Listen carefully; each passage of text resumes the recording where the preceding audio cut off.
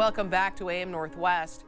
We want to let our viewers know that our next interview may not be suitable for everyone as it deals with cases of kidnapping and murder.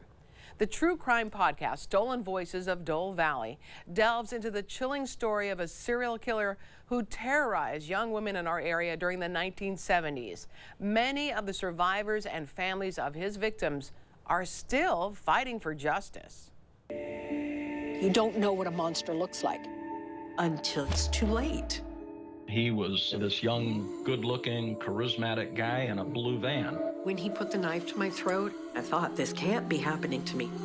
He ties up one lady, smacks her around, tells her not to go nowhere. She somehow managed to escape. One police officer didn't believe me. I was abducted by a serial killer. It's no big deal. He had a reign of terror for at least 4 years that nobody knows about. 6 to 18 girls, young women that disappeared. Justice needs to be given to the voices that he silenced. Here to share more, we welcome the host of Stolen Voices of Dole Valley, journalist Carolyn Ossorio. Good to have you with us, Carolyn. Thank you. You do a spectacular job on this podcast. You really do. Thank you, Holly. What brought you to this idea, to doing Warren Forrest, the suspect, and all of that? Well, I grew up in the Pacific Northwest my Yeah. whole life, and I'd never heard of Warren Forrest. Yeah. But what really drew me to the case were the victims and the family members. You know, once you get into the weeds, if you will, of the story, it's unbelievable. Like we've pre-gamed it, and you started talking about Norma Jean Countryman, how she wasn't believed. And let's talk about her right off the bat. Norma Jean Countryman survived. Yes. And the way he treated her, first of all, kind of kidnapped her in that van that we just saw, right? This is what she looked like. Yeah. And the cops, the detectives, did not believe that this had happened to her. And we've talked a lot about this with people just online and just in the newsroom as we were putting the podcast together, because it wasn't just me. There's a lot of people that were involved in this. Right. But like, I think it comes down to in the 70s, you know, he didn't have a lot of experience, and I'm not making excuses for him at all. I understand. He wasn't educated the way police are educated today about victims. And he had said himself, like, I just couldn't believe that there was someone in our area that was capable of doing this.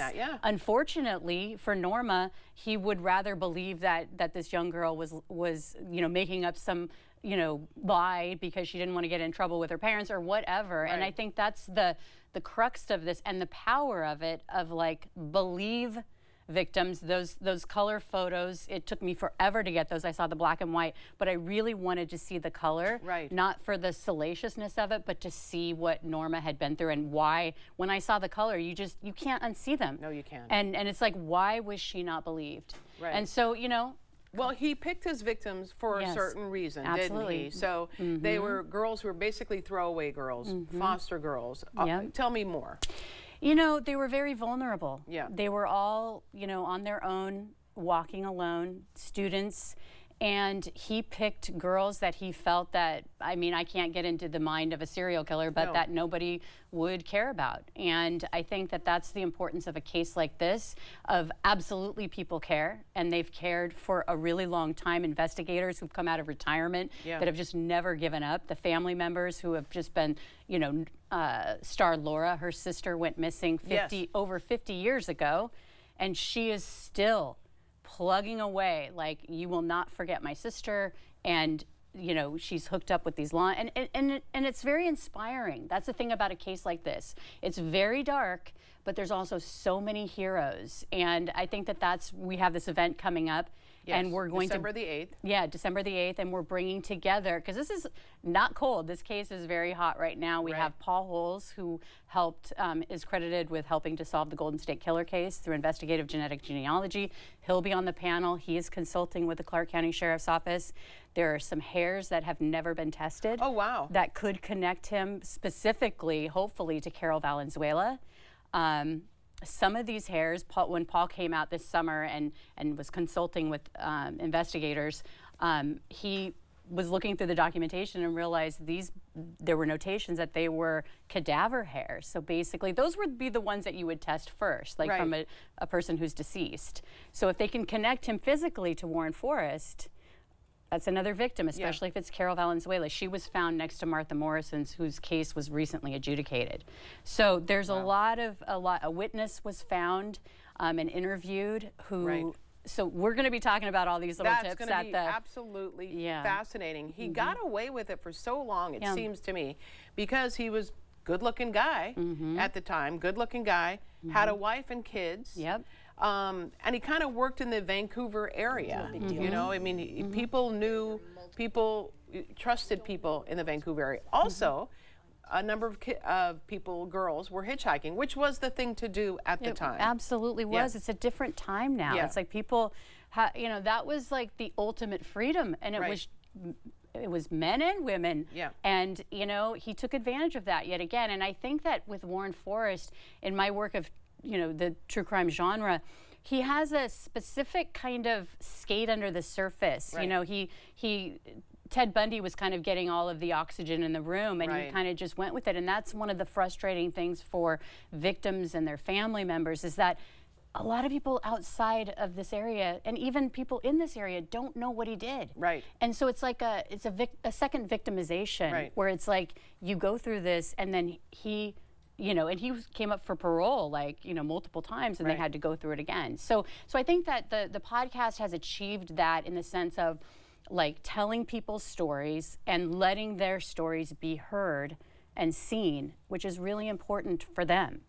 He had a way of charming people. He did. And he was at a mental institution for a little bit, right? And he charmed his way right out of there. I know. And he had incredible access. Like, how did he have this access? And a young woman who was a patient there, she was found murdered 10 miles away when he was there at the same time. And he had charmed the staff. Like, when you hear the podcast, it's almost unbelievable.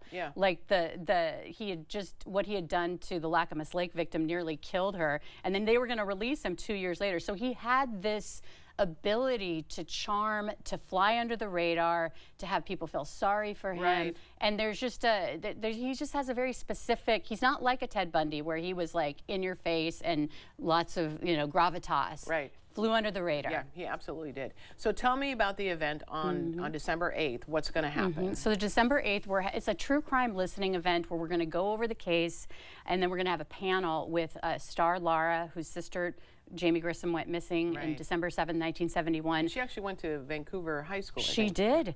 And so there's also going to be a vigil for her December 7th, the day before, for Jamie. And then Norma is going to be there, the girl that survived Warren Forrest. And then my producer Brandon Morgan and I will be there to talk about this witness who has incredible information, which we'll get to. And then Paul Holes will go over all of this evidence that they have, and hopefully connect him to, you know, the cases that there's 5 unsolved cases that they're hoping will either push him towards a potential confession, because he does not want to come back to jail here in Clark County. So there's just lots of opportunities to get some kind of resolution, if not justice, for these victims and their families. Absolutely. We want to tell everyone, too, the Stolen Voices of Dole Valley is a podcast available wherever you get your podcasts. You do a fantastic job on that. Thank you so much. Thank you. And for more information, we'll put all of that on our website at k2.com. All right, we'll be right back with more AM Northwest. Don't go away. Carolyn, thank you so much. Thank you.